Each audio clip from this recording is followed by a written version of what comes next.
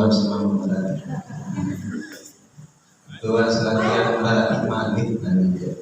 Saya masih baca doa kalau melari itu dengan lain jawab salam. Assalamualaikum warahmatullahi wabarakatuh. Waalaikumsalam. Alhamdulillah kami selatihan. Bismillah, alhamdulillah, wassalatu wassalamu ala rasulillah wa ala alihi wa sahbihi wa mawalah. Allahumma akhrijna min zulumatil wahmi wa akrimna min nuril fahmi waftah alaina bi ma'rifatil ilmi wa zayyin wa ahsin akhlaqana min ilmi. Allahumma ja'alna mimman yastami'una al-qawla fayattabi'una ahsanah.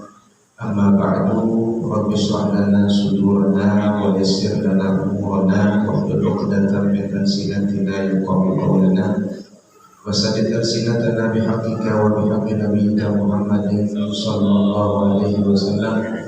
Subhanaka la ilma lana illa ma 'allamtana innaka antal alimul hakim. Sadaqallahul azim wa balagha rasulun nabiyul karim wa nahnu ala dzalika minasyahidin wasyakirin. Yang dihormati Bapak Kadri pengurus nantinya ketua takmir Masjid Baru Syifa. Mudah-mudahan Masjid Rubuh Sami ini menjadi sesuai dengan namanya Baru Syifa, artinya pintu menuju kesehatan, entah ini kesehatan jasmani, kesehatan rohani. Karena manusia ketika Allah mencabut kesehatan jasmaninya, maka yang tertinggal adalah kesehatan rohaninya. Contoh, ketika kita sedang sakit, maka Allah memberikan nikmat, ada namanya nikmat sehat, ada namanya nikmat afiat. Mungkin banyak orang yang sehat belum tentu afiat, artinya belum tentu rohaninya bagus. Tapi ketika Allah memuji mencabut nikmat afiatnya, nikmat jasmani sehatnya, maka yang tertinggal hanya nikmat afiat. Karena memang semua manusia berasal dari hal yang baik, yaitu ruh atau intisari manusia itu berasal dari yang fitrah. Maka dikatakan kullu mauludin yuladu 'ala fitrah, semua manusia entah itu terlahir dari bapak yang tidak beragama, bapak yang misalnya di luar Islam non muslim, terlebih-lebih bapak yang muslim. Artinya roh itu adalah hal sesuatu yang suci, yang bersih. Tetapi ketika roh itu bergabung dengan jisim, maka jadilah dia nafsu. Nah, nafsu inilah yang bisa mengotori musuh. Maka ketika artinya ini ada dua pilihan. Kita punya fisik dan ada punya ruh yang mengisi fisik jasmani. Maka ketika sama seperti kita manusia butuh makan, butuh minum, butuh obat, butuh sehat. Maka ketika itu juga ruh itu butuh makanan, butuh asupan, butuh obat untuk tetap sehat. Maka ketika manusia dicabut nikmat sehatnya, maka fisiknya yang lemah, maka berkuasalah ruh itu sendiri. Jiwa yang bersih itu berkuasa. Maka jangan heran ketika kita sedang sakit, maling saja yang jahat begitu jahatnya. Tapi ketika sedang sakit pasti hatinya baik. Kita sedang sakit, kita semua ingat Tuhan. Orang yang tidak beragama hanya ingat Tuhan ketika mengatakan oh my God, wahai Tuhan. Itulah manusia, itulah kita sebenarnya diciptakan dari sesuatu yang bersih. Maka ketika fisik ini butuh makanan, maka begitu juga roh butuh makanan. Maka yang ada di dalam diri inilah menjadi penggeraknya. Maka dikatakan alaikum, kata Nabi. Nah, ini kita membahas tentang Al-Quran. Nah, sebenarnya apa itu Al-Quran? Apa gunanya Al-Quran ini sendiri? Maka kita akan bahas nanti itu setelahnya mungkin setengah jam ya, atau bagaimana itu kurang tahu ya. Biasanya 45 menit ya. Biasanya setengah jam materi baru setengah jam. Maka hati ini menjadi motor itu sendiri, menjadi penggerak itu sendiri. Maka hati itu kata Nabi ini pedoman, artinya buku panduan. Kita misal sekarang beli mesin cuci, ada buku panduannya. Beli HP, beli apapun itu ada buku panduan. Bagaimana kalau kita orang Indonesia beli mesin cuci terus buku panduannya bahasa Cina, kira-kira bisa nggak? Bisa nggak kira-kira kalau bahasa Cina atau bahasa Jepang, bahasa Korea, bisa nggak kita pakai? Jangan-jangan nanti malah ada rusak komponennya mesin. Maka itulah terjadi. Kita punya Al-Quran, kita punya hadis peninggalan Nabi SAW. Itulah buku panduan manusia. Orang kalau salah melangkah, salah caranya memakai buku panduan, maka bisa salah. Maka Al-Quran itu termasuk daripada apa nama Al-Quran selain Al-Quran itu berasal daripada kata Qaf, Ra, Alif. Maka Al-Quran berasal dari kata Qafun, yaitu qarinah, isyarat. Artinya dia sama seperti rambu-rambu. Kita kalau misalnya pergi kota belum orang kota. Kalau di desa susah. Orang desa itu tidak tahu namanya, orang tahu paku, kita tahu arah lampu ya, lampu kuning, lampu hijau. Kalau belum di kota aman. Tapi kadang ada isyarat ke kiri, tidak boleh ke kiri, tidak boleh parkir, tidak boleh dan tidak boleh semuanya. Hanya orang-orang yang belajar yang tahu arti dari isyarat rambu-rambu. Maka di Al-Quran itu ada rambu-rambu, ada pengingat. Misalnya kalau kita sekarang di jalan, kalau ada tanjakan turunan maka dikatakan ada tanda turunan.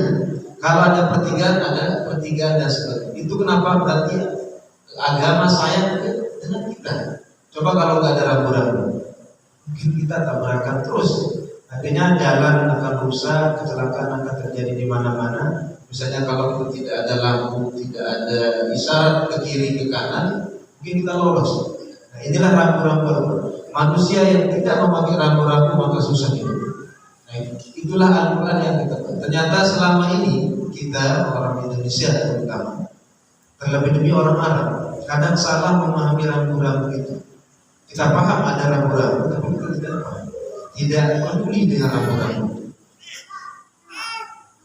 Maka yang pertama kali kita syukuri seperti saya katakan tadi, maka kita manusia sebetulnya semuanya baik, tidak ada yang tidak baik, tapi kita pandai tidak memanfaatkannya. Maka dikatakan alaikum bi mujalasatil ulama waslima'i kalamul hukama fa inna Allaha yuhyil ardal mayyit. Maka hati ini dia diibaratkan oleh agama sama seperti tanah yang kering, yang tandus. Namanya tanah yang kering tidak bisa dipakai jadi apa-apa. Maka ketika ada air hujan, maka ada kesempatan untuk yang kering bisa jadi baik, yang tandus bisa menjadi bagus. Artinya rumput saja bisa tumbuh. Makin tumbuh yang bini, yang perempuan, lamun kedua kalau tumbuh punya kolang atap atau kolang kedelai bahasa kasar. Sekedar siram doang jadi kecampur. Sekedar siram doang tidak perlu keram namanya. Sekedar siram keringkan tumbuh dari kain dan putih itu lambat saja bisa menumbuhkan. Maka Allah niki mengibaratkan hati niki sama seperti air. Kalau tidak disiram, tidak dibaguskan dengan air hujan, maka Allah seperti Allah menghidupkan air hujan ini. Maka begitulah Allah menghidupkan hati niki dengan Nabi, dengan ilmu, dengan mendengar perkataan-perkataan beliau. Begitulah hati. Dan hati juga namanya hati niki diibaratkan seperti hadid, besi. Besi kalau sudah berkarat, maka kalau sudah kena air maka dia berkarat. Kalau tidak dijaga besi niki maka kata Nabi al-qalbu tasda kama yasda'ul hadid. Maka besi niki bisa berkarat seperti kena air berkarat. Maka apa obatnya? Maka besi yang sudah berkarat bisa diobati dengan air keras dan sebagainya. Maka apa kata Nabi? Obatnya adalah tilawatul Quran. Saya terus membaca Al-Quran dan memahami semua isi Al-Quran. Kemudian yang terakhir ada ingat mati. Karena ketika manusia ingat tentang akhirat, maka diibaratkan hati itu seperti rumah. Kalau manusia mengingat maka hamud dunia, kata Utsman bin Affan, itu zulmatun fil qalbi. Ketika manusia selalu mengingat dunia, maka yang terjadi adalah di dalam dirinya itu mati lampunya. Makin masjid ini kalau sudah masuk kan mati lampu. Di kamar Pelungguh Sami, di kamar ibu-ibu, kalau di kamar ini mati dilah kira-kira lampu ngaran dui memikir penting. Tahu atau tidak kalau perlu ada dui di kamar itu? Ada tai cicak, ada tai tikus dan sebagainya. Tahu apa tidak kira-kira kalau mati lampu? Maka begitulah hati itu, kalau dia selalu mengingat dunia maka dia mati. Secara otomatis akan mati lampu. Ada ingat tentang akhirat sedikit, nyala lampunya. Tapi lampu kalau sedikit sepaning, tahu nama sepaning itu? Sepaning ini kebun kuning ruang segede. Nah mungkin kalau arah-arah makan perak kasih teh itu dia mau beda. Maka begitulah hati yang sedikit mengingat akhirat, maka lampu memang ada tapi sedikit. Sepaning, artinya dia tahu beda lebih baik kecil kan perak dalam bahasa Indonesia. Nah inilah hati perumpamaan. Maka yang diisi di majelis itu yang Pelungguh Sami, apa kata Nabi, ada di Nabi jasa di mulut. Kalau hati ini sudah baik, maka tangan akan berbuat yang baik, lidah akan berucap yang baik, maka kaki ini akan melangkah ke tempat yang baik. Itulah ibarat kata majelis ilmu. Nanti terus disiram setiap hari, maka kebaikan-kebaikan yang ada di dalam dirinya akan tumbuh.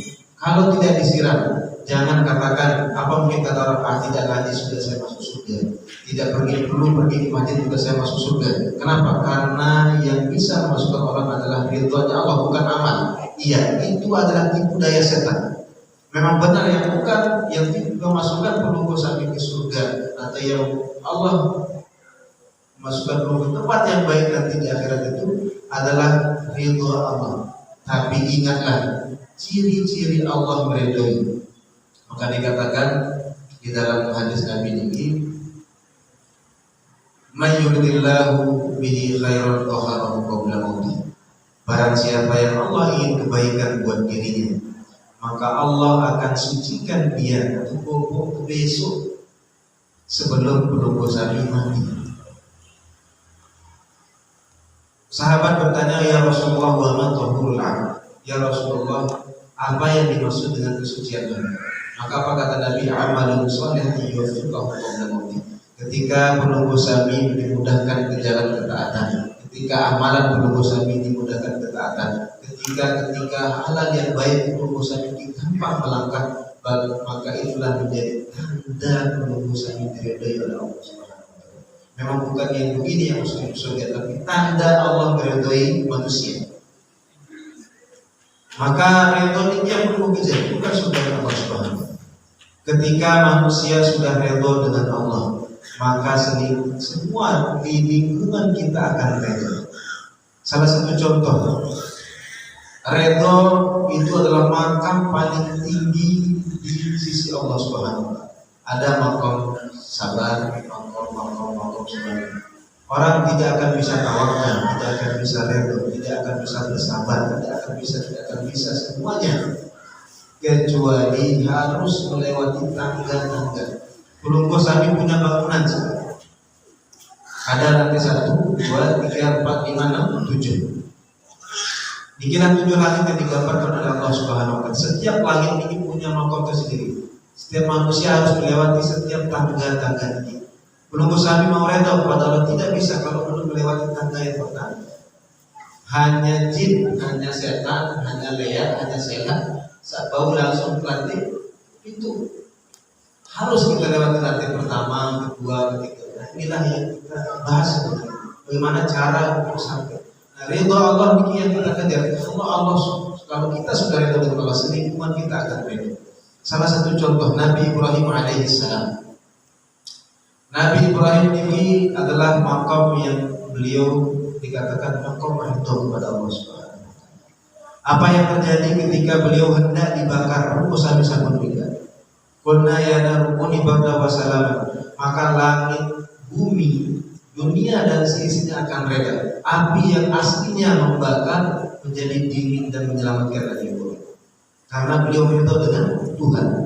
Kemudian istri beliau menjadi reto.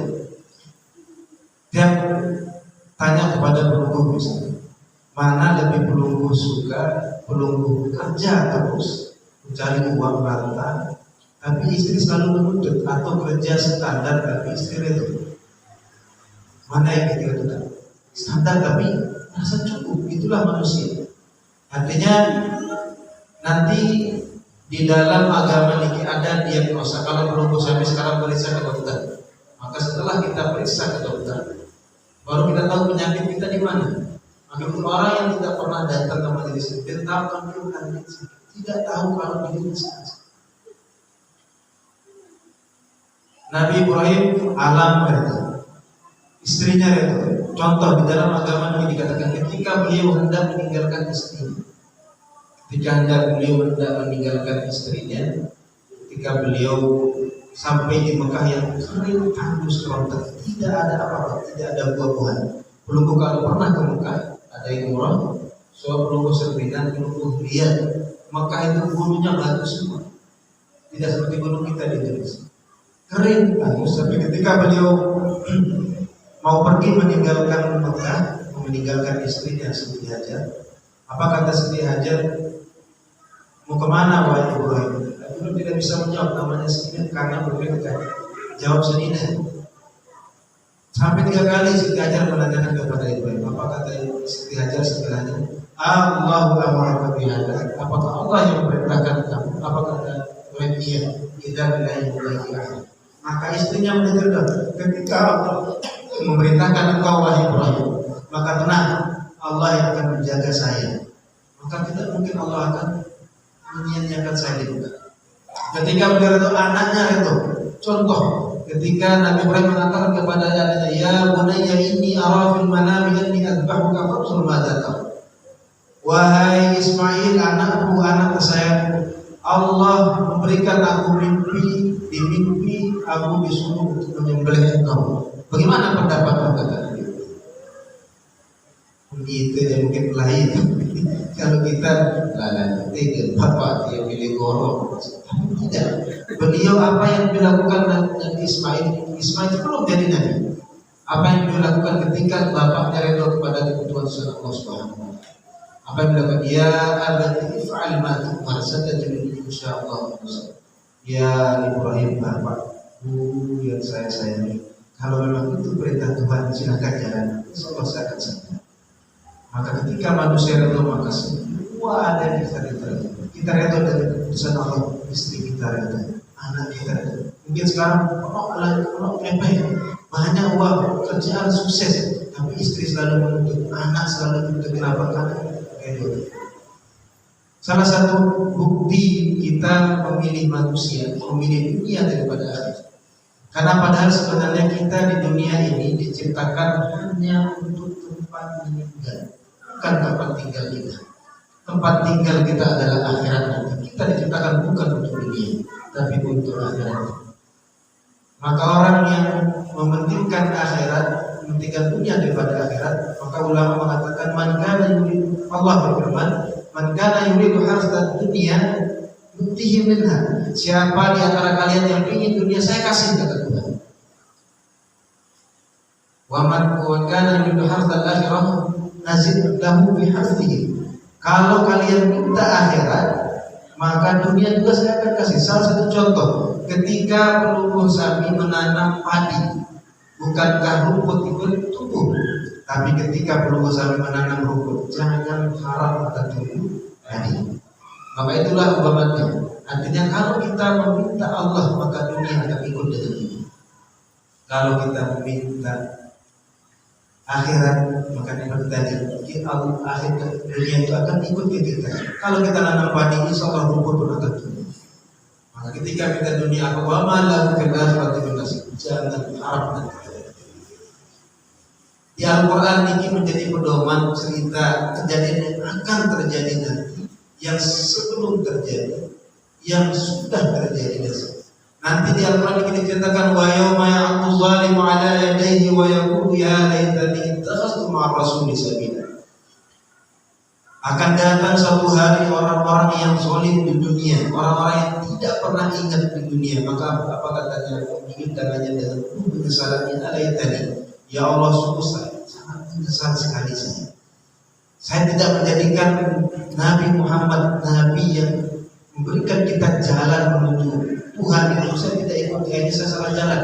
Seharusnya makin beruntung ada arah gaib bisa berubah untuk jauh.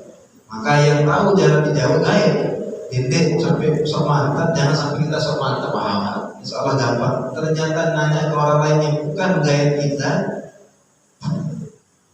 kesesatan pasti disesatkan orang.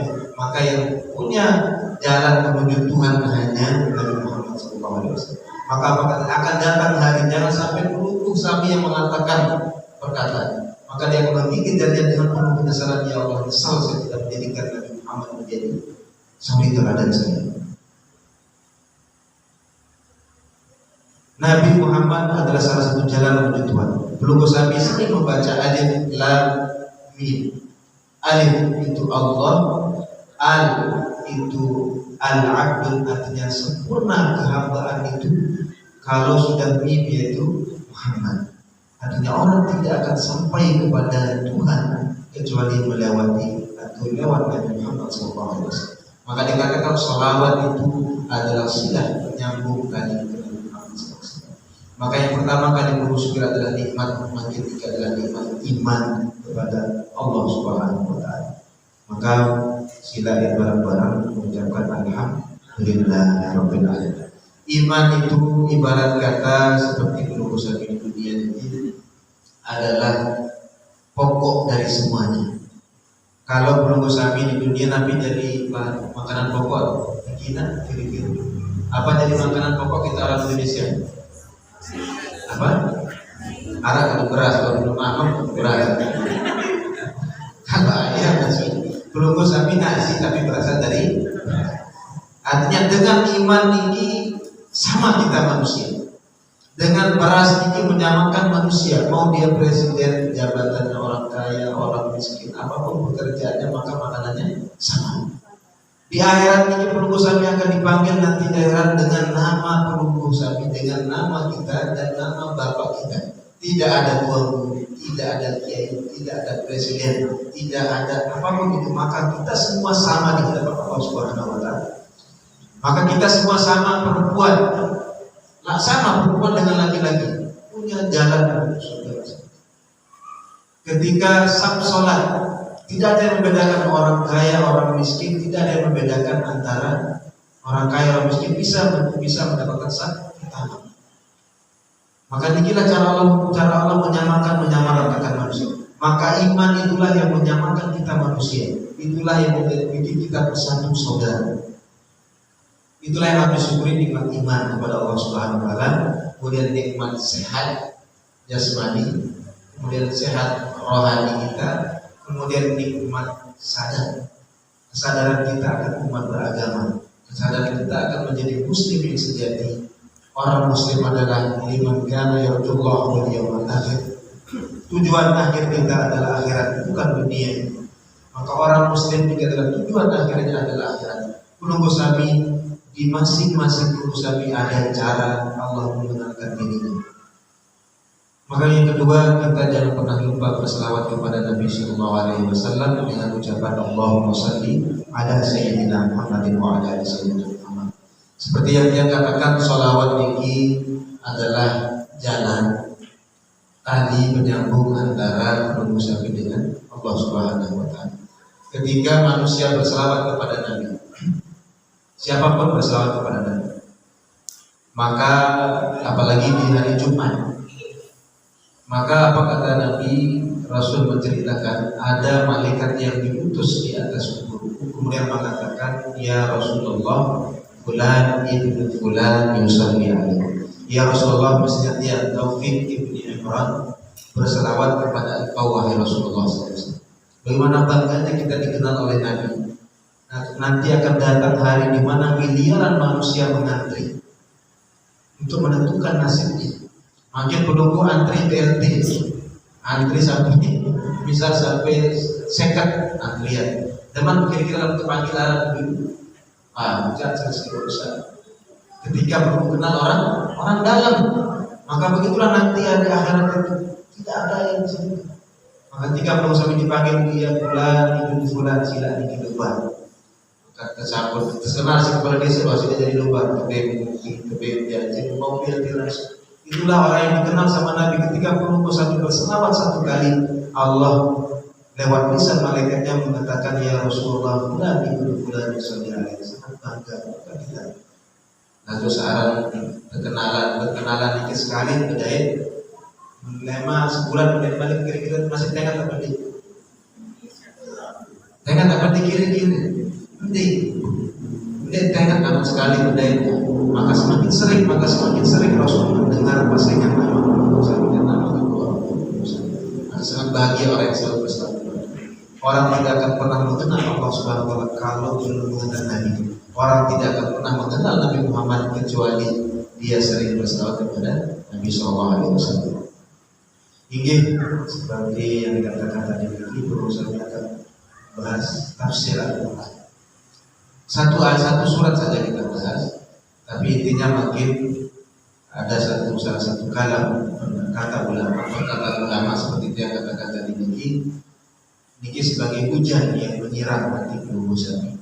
Apa kata Ibnu Abbas ketika ditanya? Ya Ibnu Abbas sahabat Nabi, beliau adalah suri terhadap pengurusan Islam. Ya Ibnu Abbas, hari apa yang paling baik? Maka pengurusan dia menanyakan hari apa sampai sholat kira-kira. Dulu Jumat pasti jawabannya dulu. Bulan Nabi paling bagus. Bulan Ramadan. Amal Nabi paling bagus. Sembahyang di awal. Ketika Imam Ali mendengar perkataan ini, apa kata Imam Ali? Lamun aku jadi paling bagus. Kenapa? Kalau saya bahasa Sayyidina Ali, hari yang paling baik adalah hari yang dimana saya meninggal mati dalam keadaan Muslim. Saya berani jamin belum meninggal hari Jumat. Siapa yang berani jamin kita meninggal di hari Jumat? Tapi hari yang paling baik adalah kata beliau, hari dimana hari saya meninggal, saya mati dalam keadaan Muslim khatimah. Karena disitulah manusia bermain.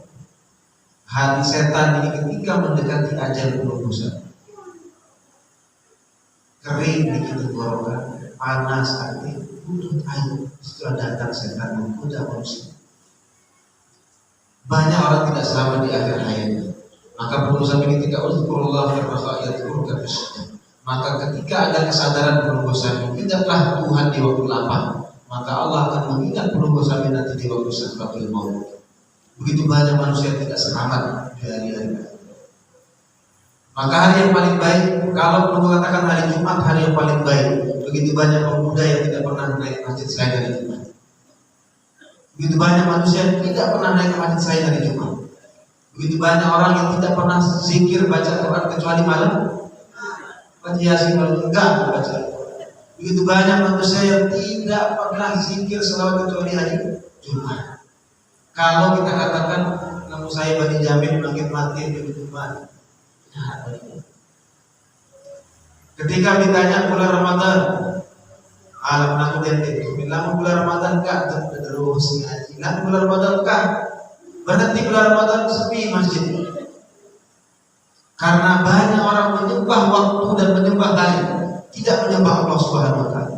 Banyak orang menyembah tempat ketika pergi ke Mekah rajin sembahyang karena mengharapkan pahala yang dijanjikan oleh Nabi SAW. Tapi ketika pulang ke Mekah, Allah dikit sekedar mengetes penunggu dengan pahala. Makin ketika pengurus masjid mengatakan ya Nabi mengatakan salah muwaffiqkan pahala. Kalau kalian tahu pahalanya orang yang datang ke masjid berjamaah, maka kalian akan merangkak datang ke masjid. Contoh, kalau pengurus masjid mengatakan Nani saya belum pada masjid itu KPN 10 juta terus laku kata. Saya sasa pertama dan lupa 20 juta selalu dia datang. Tapi apa yang terjadi ketidakadilan? Pelunggu kode-kode yang kesuwen isi saya beli. Pelunggu yang lemah bau bapuk dia mau dijual buat Tidak pernah ada orang tua yang akan dapat pertama untuk ngaji. Kemudian bersiap. Dan begitulah Allah menguji penunggu sampai dengan pahala yang tidak terhingga. Maka ketika bulan Ramadan mungkin rajin, paling tidak lah begitu. Di luar bulan Ramadan, lupa itu maka percuma kalau hanya mengatakan orang menyembah bulan. Kemudian apa kata beliau? Amal apa yang paling baik? Apa kata beliau? Sholat di awal. Tapi apa kata Imam Malik? Amal yang paling baik adalah bulan yang paling baik betul Imam Malik bukan bulan Ramadan, tapi bulan yang dimana setiap bulan ini taubat saya diterima oleh Allah Subhanahu Wa Taala. Maka di bulan apapun saya dicabut nyawanya, saya siap, saya sudah bersih. Istighfar saya diterima, pengampunan saya diterima oleh Allah Subhanahu Wa Taala. Maka kapanpun hari itu, maka hari itu saya bersih. Mandi pun bersih, kira-kira baik. Maka ketika amal ditanya amal apa yang paling baik, maka apa kata Imam Malik? Amal yang paling baik adalah amal yang diterima oleh Allah Subhanahu Wa Taala. Bukan hanya awal sholat. Bisa jadi penutup sholat di awal waktu belum tentu diterima. Maka amal yang paling baik adalah amal yang diterima oleh Allah Subhanahu Wa Taala, yaitu Nabi, yaitu amal yang dengan ikhlas dan Allah Subhanahu Wa Taala. Karena ikhlas ini seperti ibarat kata dunia penunggu sami, punya motor, punya mobil, punya rumah, dan menara surat dan kiri-kiri. Makin mobil ada bilangan stop sepolisi surat, mesin tangkap apa nih? Ambil motor peluru rumah, tidak ada sertifikatnya diambil. Maka begitulah surat ikhlas. Ikhlas ini adalah sertifikasi surat penunggu sami nanti akan ada. Penunggu sami akan menerima semua amal penunggu sami dengan ikhlas. Begitu banyak kami qari, katanya begitu banyak orang yang membaca Al-Quran wal-Quran yal'anu, dan justru Al-Quran melaknat dia. Wa kam min shaimin, banyak orang yang berpuasa tidak ada yang didapat kecuali lapar. Banyak orang yang bersedekah tidak ada yang didapat kecuali hari pujian. Banyak orang beramal tapi tidak ada yang didapat. Maka ikhlas ini adalah kunci surat sertifikat penunggu sami nanti di depan Allah Subhanahu Wa Taala. Maka amal yang paling baik adalah amal yang diterima. Bagaimana cara ikhlas kepada Allah? Maka pertama, ketika penunggu sami dikit, 3 resep ikhlas kata ulama. Resep ikhlas ini harus dalam kondisi sesuai resep. Makin bakso, dalam salah cara. Daging tinggi, namun salah resep begini. Kadang dari bakso, cilok, tapi dari rendang, dalam salah resep. Maka begitulah ulama Nabi agama dikira salah resep. Maka resep ikhlas kata ulama yang pertama, ayyarul idzna minallahi ta'ala. Penunggu sami katakan, kalau bukan karena izin Allah, dia mungkin ya belum baru gitu. Kalau bukan karena izin Allah, maka dikatakan oleh Imam Abu Hanifah, ya Imam, dosa apa yang paling ditakuti? Yaitu dosa orang yang tidak bersyukur atas nikmat iman kepada Allah Subhanahu Wa Taala. Bagaimana cara bersyukur nikmat iman? Bertambahlah amal kebaikan penunggu sami. Maka yang pertama kali perlu melakukan untuk bisa ada sebau ikhlas jadi ini pegawai ini, baru menjadi riya, baru menjadi syukur. Maka ajarul idzna minallah yukasiru bil ujub. Kenapa? Karena penunggu sami misal makin biasa atau di masjid beda dengan lain susah. Maka ujub yang terjadi berbangga diri, merasa diri paling bersih, merasa diri paling suci, berbangga diri dengan amal. Ketika penunggu sami pandai bersedekah, kalau mengatakan tidak atas izin Allah, aku paling suci, aku paling dermawan. Yang kedua, untuk mendapatkan ridho Allah Subhanahu Wa Taala bukan pujian manusia. Kalau mengharapkan pujian manusia susah. Manusia ini dia tidak mau, makin berduit kepek, berduit. Tapi ketika mengharapkan ridho Allah Subhanahu Wa Taala, kemudian mengharapkan pahala balasan dari Allah, bukan balasan manusia, bukan pujian manusia. Maka dikilah penunggu sami ini berkata ulama, hari yang paling baik adalah hari di mana saya meninggal dalam keadaan husnul khatimah. Maka penunggu sami terus jaga. Bagaimana caranya? Ada resep dari Nabi Sallallahu Alaihi Wasallam. Penunggu sami yang pernah ngaji pasti tahu. Ketika apa kata Nabi, barang siapa yang membaca Sayyidul Istighfar, Allahumma anta rabbi la ilaha illa anta khalaqtani wa ana 'abduka wa ana 'ala ahdika. Barang siapa yang membaca ini di waktu pagi hari, kalaupun dia meninggal sebelum sore hari, maka dia mati dalam keadaan bersih dan masuk surga Allah Subhanahu Wa Taala. Barang siapa yang membaca di sore hari, maka ketika dia mati sebelum pagi hari, maka dia meninggal dalam keadaan bersih dan masuk surga. Artinya makin menunggu Sami kan sama keimanan kita. Pada nasi, apakah menunggu Sami terus memakan dengan lauk garam atau rokok, jangan, manok, air minum, bersiap dan belum. Maka orang yang tidak pernah sama berubah amal ibadahnya, berarti selama ini hanya makan nasi dengan garam, nasi dengan tempe itu atau jangan. Inilah iman berusaha. Maka perusahaan kalau mau meninggal dalam keadaan husnul khatimah, maka usahakan setiap hari minimal jaga sholat 5 waktu, istighfar, dan sholat khusyuk. Kemudian bulan-bulan ini perusahaan kasih buat usahaku, tetaplah introspeksi diri. Bewa sampai aman, sudah sampai sejauh mana saya mengenal Allah, sudah sampai sejauh mana mengenal Nabi SAW. Kemudian saat terakhir, maka amal yang paling baik adalah amal yang diterima Allah SWT. Maka kuncinya adalah ikhlas kepada Allah SWT. Sebelum tutup, ada salah satu surat yang perlu Sami harus secara tafsir. Alhaakumut takasur hatta zurtumul maqabir, kalla sawfa ta'lamun. Orang akan bermegah-megahan berbanyak-banyakan harta hatta zurtumul maqabir fi quburil lupa. Kalla sawfa ta'lamun, summa kalla sawfa ta'lamun, kalla law ta'lamun ilmal yaqin. Banyak orang tahu tentang meninggal tapi lupa. Maka ada yang namanya dalam agama ini namanya ilmul yaqin, kemudian ainul yaqin, kemudian hakul yaqin. Yang pertama, latar awal itu maratus aluna yaumaidin anin naim. Inilah hakul yaqin. Pertama makin diibaratkan di dalam agama ilmul yaqin. Belum sampai semua kita tahu secara ilmu kita semua tidak akan pernah kekal di dunia, tidak pernah akan lama di dunia ini. Makin di dalam satu lingkungan ada tulisan hati-hati, di sini ada bahaya, ada buaya. Maka semua kita akan tahu ini namanya ilmu. Lagu arah sama tetap memang tetap dia bermain di pinggir sungai. Maka ini namanya ilmu yakin. Semua kita tahu akan mati. Maka ketika ada manusia mati, maka perusahaan ini cerminan, artinya melihat ini namanya ainul yakin, seribu kejadian. Maka ketika ada buaya, ada tulisan di sini hati-hati ada buaya. Sugul Jawa, sugul buaya, seribu bikin namanya ainul yakin, seribu buaya, seribu bisa meninggal. Maka kata Nabi, kafar bil mauti wa ilah, cukup dengan kematian perusahaan menjadi tuan ini. Kalau manusia tidak bisa diperingati dengan kematian, saya tidak bisa berkata apa. Ketika yang kuni pasti tadi, lalu kita untuk mereka mati. Maka ilmu yakin ketika manusia sudah melihat kematian, agak membuat sadar sedikit. Namun sering orang Jawa lupa takut. Kalau ilmu yakin masih di mana? Masih tulisan doang itu syukur badan. Inilah manusia masih dikasih sebatas ilmu yakin. Kemudian ada namanya ainul yakin, lalu serius. Ada namanya hakul yakin, yaitu lampu kakak si Jawa tidak ada. Kalau buaya sudah menggigit ini namanya hakul yakin. Kalau manusia sudah meninggal, maka disitulah hakul yakinnya. Jangan sampai menunggu mata kakak si Jawa enggak bisa. Kalau sudah digigit buaya apa tadi kata biaya penuh.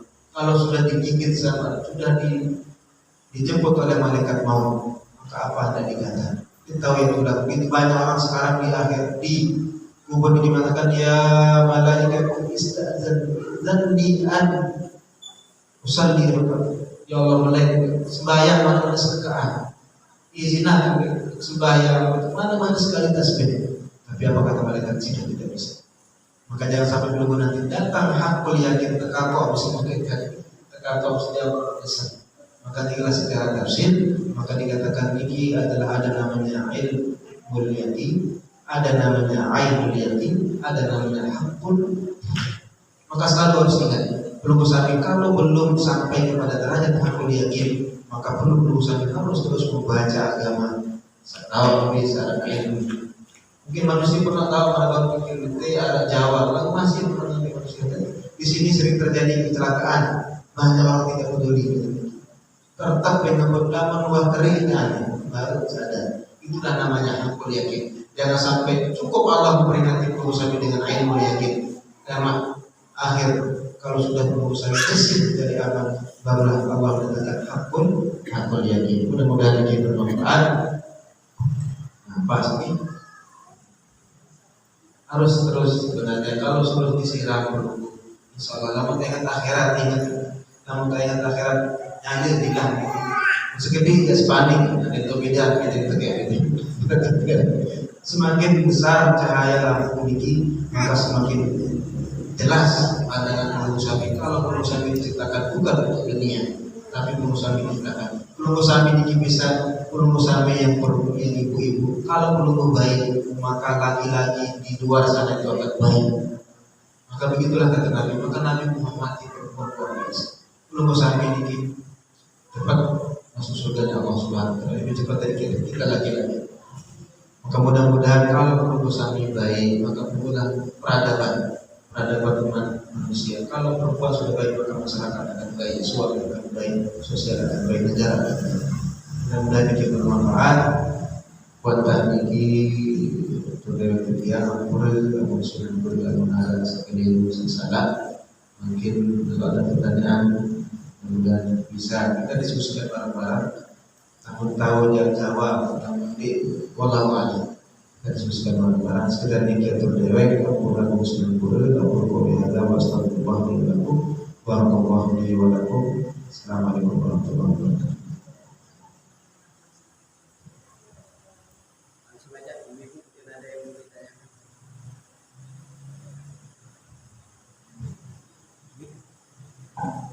Nggak nyampe ya, mungkin dia kurang panjang. Agak besar, volumenya sedikit. Bismillahirrahmanirrahim. Assalamualaikum warahmatullahi wabarakatuh. Biasa, alhamdulillah kajian yang luar biasa pada sore hari ini sangat mengena. Nama baik ibu. Langsung saja ke pertanyaannya terkait tadi dengan penjelasan Bapak Guru yang menjelaskan tentang dunia dan akhiratnya. Bagaimana kira-kira seandainya ada seseorang yang boleh dikatakan lebih dan harus sebenarnya mengutamakan kehidupan akhiratnya, akhirnya dia lalai terhadap kehidupan dunia sehingga tidak ada semangatnya untuk mencari nafkah, terlebih dia sebagai seorang pemimpin kepala keluarga ataupun perempuan yang single parent itu tidak ada semangatnya untuk bekerja, mencari kehidupan untuk menyambung hidupnya, saking mementingkan kehidupan akhiratnya. Mohon penjelasan Bapak dulu. Yang kedua, ini mungkin di luar tema kita, mohon penjelasannya bagaimana seseorang yang seimbang antara ibadahnya lancar, maksiatnya juga lancar. Mohon penjelasannya. Artinya dia tidak bisa mengerem diri, sementara ibadahnya, sholatnya, pekerjaan sunat-sunat lainnya insya Allah dia akan kerjakan, tapi maksiatnya juga lancar. Balapan ya. Mungkin ada penjelasannya sejelas-jelasnya, mungkin ada trik-trik untuk menghindari supaya maksiat dalam artian luas, kita saja kita mengerjakan hal yang berat, dosa-dosa berat kita, hal sepele. Terima kasih Bapak Guru. Sekian, assalamualaikum warahmatullahi wabarakatuh. Waalaikumsalam.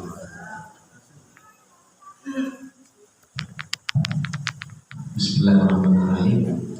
Begini, memang rata-rata kalau akhirat itu seluruh Ustaz. Sebenarnya yang kita mau kasih tahu ini bukan melarang dunia, tapi yang dilarang ini adalah cinta dunia. Banyak orang kaya malah dengan kekayaannya masuk surga. Banyak orang miskin karena kemiskinannya masuk. Karena lupa ayat pun untuk Quran. Contoh, kalau orang kaya itu tidak memikirkan dunia, malah dengan saja berdekepeh pikiran dunia, saja berdekepeh. Artinya dilarang sama Nabi ini bukan dunianya, tapi cinta kepada dunia. Artinya yang adalah hubbud dunia, artinya menaruh dunia ini di dalam hatinya, bukan di tangannya. Artinya memang sedikit sering terjadi banyak orang yang merasa soleh terus lupa kewajiban sebagai seorang suami. Misal lalu berdakwah dan sering lupa kewajiban dari dulu. Artinya masing-masing urusan ini. Dulu ada lewat di depan Nabi SAW seorang pemuda yang gagah besar benar-benar. Ya Rasulullah, apa kata sahabat? Coba nih lalu perang, kan sholat. Coba nih beribadah, kan pasti kuat ibadah. Apa kata Nabi SAW? Tidak warisan. Seandainya dia pergi keluar mencari rezeki karena ibunya, mencari rezeki karena anaknya, maka disitulah jalan sabilillah. Maka ada guru dia dulu mengatakan, ij'al wasifataka ibadah, atau ij'al ibadah wasifatan. Jadikanlah profesimu itu sebagai ibadah, atau jadikanlah kalau belum tidak punya profesi maka ibadah menjadi profesi. Artinya bukan hanya orang yang di masjid saja yang masuk surga, tidak. Seorang guru bisa menjadi masuk surga karena profesi gurunya. Apa yang ditanya? Ada pertanyaan standar kalau Musafi nanti di dunia. Dia masuk kubur. Siapa Tuhanmu? Ini pertanyaan standar. Tapi nanti ketika seorang pejabat ditanya, apa yang kamu gunakan ketika menjadi pejabat? Apa yang kamu lakukan ketika menjadi tukang parkir? Apa yang kamu lakukan menjadi tidak ketua pemilik kulis bayar layak selama menjadi tukang parkir? Kalau semua kita sekarang mementingkan akhirat lupa dengan dunia. Ketika orang membangun rumah saya kayak batin, ketika orang memakan sayuran kampung, kenapa selaput masjid dan tahu. Nah ini lupa ada namanya fikih aulawiyah, ada fikih. Maka dikatakan di dalam Al-Quran ini fa'idha faradta fansab. Kalau sudah selesai urusan dunia, maka jadikanlah ini sebagai ladang ibadah. Barulah nunggu sami beribadah kepada Tuhan. Jangan sampai misal banyak orang karena terlalu baru, terlalu semangat beragama. Ketika waktu kerjanya ada tugas di kantor, di sibuk istighfar selawat, itu salah cara. Artinya masing-masing ini banyak cara mengenal Allah Subhanahu Wa Taala. Seorang guru bisa makrifat kepada Allah dengan gurunya. Seorang tukang parkir bisa makrifat dengan guru. Artinya apa kata Allah? Tadi lima atau Allah darul akhirah wala tansa nasibaka minad. Artinya dengan dunia ini perlu musawi untuk bisa mendapatkan di akhirat. Orang dengan kekayaan bisa surga, orang dengan kemampuan ilmu misalnya ilmu dan sebagainya. Kemudian saat kedua itu banyak orang yang bermaksiat atau masih sholat gaul. Ini sebenarnya penilaian dari kita semua. Karena di dalam agama ini pernah dikatakan ada dulu ada orang mungkin belum bisa memberikan Robin Hood ini maling untuk bersedekah. Sunan Kalijaga ini maling bersedekah. Apa kata ulama mengatakan kepada dia, permintaan yang pupuk kelambi kalau ibadah. Masa tidak sembah, maksudnya yang pupuk kelambi tetap sembahyang, tetap paling berurus, paling tidak anak belum. Paling tidak lama-lama nanti dengan terus beribadah kepada Allah. Berarti ada yang salah dengan ibadahnya, salah dengan sembahyangnya. Dia belum bisa memahami intisari ibadah yang dia lakukan. Orang ini banyak orang saling menilai bahwa dia sholat, dia masih iman sembahyang, masih meninggikan penilaian sebenarnya dari kita semua. Padahal belum tentu, karena ada lain. Maka yang menjadi fondasi seperti yang kita begini, kun indallah khairan nas. Belum usahanya adalah hubungan ke Tuhan. Kemudian kun indan nas rajulan minal. Dan tidak dipandangkan manusia menjadi manusia biasa. Kun indan nafsi, jadilah dipandangkan diri sendiri menjadi manusia yang paling buruk. Tidak masalah ibadah jalan, kemudian artinya paling tidak kalau dia benar ibadah kepada Allah Subhanahu Wa Taala, kalau benar cara ibadahnya, lepas usia, amalan insyaallah. Kalau sudah benar cara ibadahnya, artinya lamun makin kena cara nabi robo bakso, namun sholat ragin adonan dari bakso lalu dijari cilok kita enggak jadi. Jadi berarti ada yang salah dengan ibadahnya kepada Allah Subhanahu Wa Taala. Mudah-mudahan tapi terus ibadah kepada Allah Subhanahu Wa Taala. Jangan pernah menyerah, karena hijrah ini adalah istighfar, ini hijrah utama. Maka ada sebenarnya resep dari ulama. Tangga pertama yang menuju orang tidak mungkin bisa sabar, tawakal dan sebagainya. Kenapa? Karena ada tangga pertama yang belum dilewati. Maka di Isra Mi'raj ini Nabi yang pertama kali beliau jumpai adalah Nabi siapa ya? Nabi jumpai dengan Nabi Adam alaihissalam. Ini adalah simbol kesalahan. Artinya manusia kalau mau sampai derajat Nabi Yusuf, Nabi Isa, Nabi Ibrahim dan sebagainya, ada Nabi yang tawakalnya luar biasa, takutnya luar biasa, sabarnya luar biasa. Kenapa? Karena ada tangga pertama yang dilewati, tangga istighfar kepada Allah Subhanahu wa Ta'ala. Kalau manusia belum lama beristighfar, maka belum sukses. Kalau belum saya mau berubah dikit, Nabi kena istighfar dikit, tulah bersih Allah Subhanahu wa Ta'ala. Artinya belum sampai kalau mengenal Allah tulah pada marah dengan alat, bisa tidak bisa dari Allah. Berbicara semeler mungkin balik dia gauli seminian dari istri dan sebagainya. Maka bagaimana caranya tulah mengucap kata rujuknya? Maka orang yang mau menikmati katanya marifat dengan Allah tulah merujuk istighfar. Ada yang salah dengan caranya. Berarti ibadahnya belum pasti. Istighfarnya belum dimulai. Maka beristighfar kalau dan ini ada rukunnya juga. Namun salah masih belum tentu istighfar itu. Bisa? Cukup dulu untuk hari ini. Simpan pertanyaan berikutnya. Karena udah Sopan setengah 6 nih. Nah, Dedek sampai memang gara-gara gaji, jadi sampai salah agama. Telah, mau masakan senang saya jangan sampai agama ini disalahkan. Jadi ketika manusia sudah memilih agama, maka yang lain yang terjadi kepada Allah. Mungkin sekedar dijaga lebih baik. Mudah-mudahan silaturahmi terjaga. Kalau orang menjalankan ajaran agama, kapanpun Allah akan memanggilnya, maka hatinya akan tenang. Kalau sudah hati ini tenang, apapun yang terjadi dengan hati ini yang perlu dijaga. Mudah-mudahan ini bermanfaat. Alhamdulillah, Bismillahirrahmanirrahim. Allahumma lakal hamdu ya Allah bi qadri wa lakal syukru ya Allah bi qadri wa qadri. Allahumma salli wa sallim wa barik ala nabiyyina wa qadri wa qadri. Salatan tutahu biha wa barakatuh wa tasir wa ta'ala wa rasulullah ta'sir. Wa hasbunallahu wa ni'mal wakeel wa nasir. Allahumma ya Allah ij'al jam'ana hadzal jam'an marhaban. Ya Allah jadikanlah perkumpulan kami di sore hari ini dan Kau berkati dan berkati ya Allah. Wajah tafarruqana min ba'di hadza tafarruqan hasanan masuhan. Ya Allah usahakanlah kami dari tempat dan berkatilah kami semua dosa kami ya Allah. Menjagalah kami ketika kami wala taj'al fina wala minna wala bainana syaqiyyan wala mahruman. Ya Allah jangan jadikan dari diri kami di antara kami keluarga kami jangan kami orang yang celaka dan jauh dari rahmat ya Allah. Allahumma ya Allah kama jama'tana fi hadhihi dunya ala kalimatin wahidah.